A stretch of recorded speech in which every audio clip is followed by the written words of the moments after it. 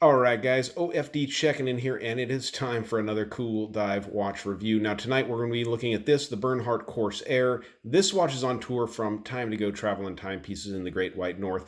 Not the first time I've looked at a Bernhardt watch. As a matter of fact, just last month, I think it was, I reviewed the Binnacle Diver, or the Binnacle GMT2.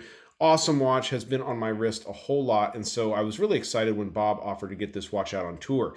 So this is a fairly new one in the Bernhardt lineup. If you guys aren't familiar with Bernhardt watches, I mentioned in the last video, they go back to about the mid-1990s, started making watches for police departments, fire departments, military units, and whatnot with logos on them.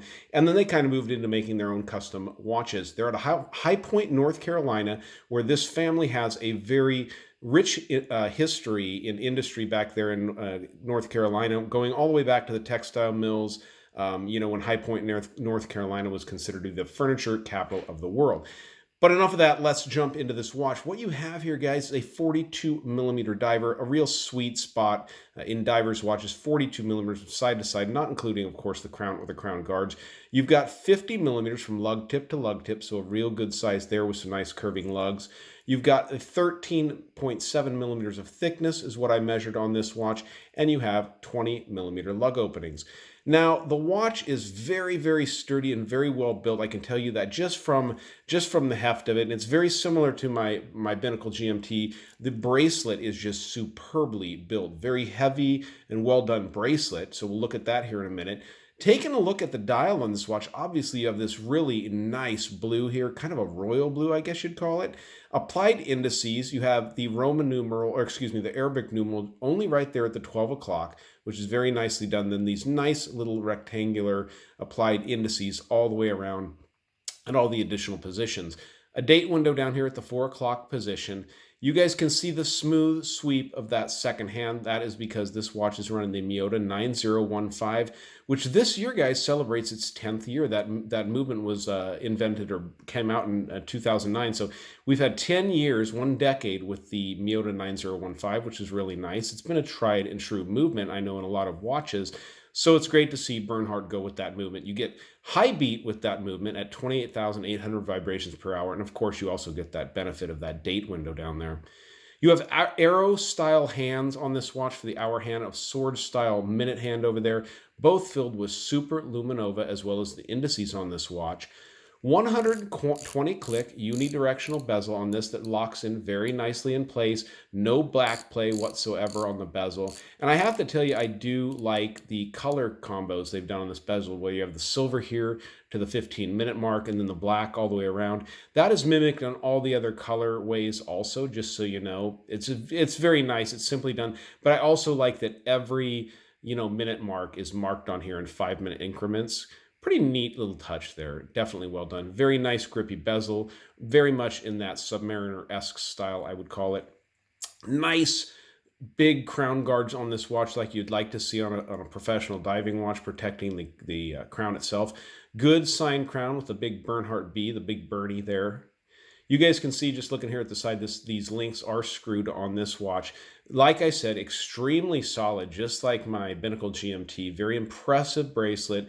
As a matter of fact, as far as factory bracelets go, this is probably one of the nicer ones I've seen in quite a while on both these Bernhardts. You have the milled bars, of course, in here, stainless steel. They're always noted. And very nice work. Again, like on my Binnacle GMT, most of this watch is brushed. As a matter of fact, pretty much all of the case is brushed. And I know a lot of people like to see polish work done, but there's a lot of work that goes into a good polishing job on a watch also. Taking a look at the lugs on the case here, you guys can see they actually are chamfered down to the bracelet here. Reminds me a lot of my Seiko Sumo, the way they come up really high and then dive down to the bracelet. Very neat touch. I do like that look on a watch.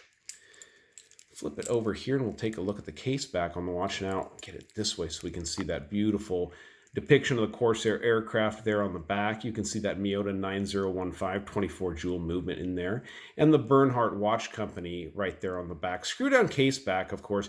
And then each one is actually individually numbered there on the case back. So this is number 152 that Bob has here. Nice solid in links, as you can tell on this watch.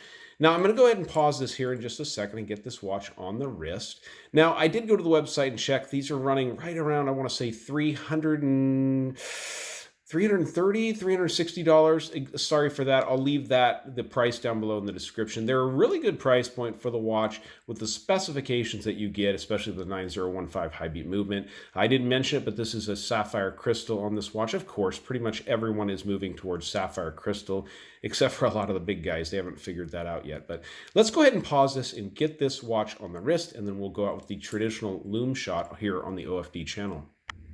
All right, so here's the watch on my 7-inch wrist, guys. A little bit loose on me. I got a 7-inch wrist, and I think Bob's got a little bit bigger wrist, so I'm not going to adjust that for me. It's actually would need a link removed, but it looks really good. 42 millimeter is always just, for me, a great size. I do like it.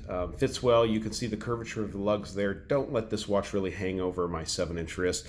And it looks very, very nice. Hey, we're going to do the Lume shot here in a minute, but one thing I want to ask you guys, if you have not subscribed to my channel yet, hit that little picture of my face down there in the corner.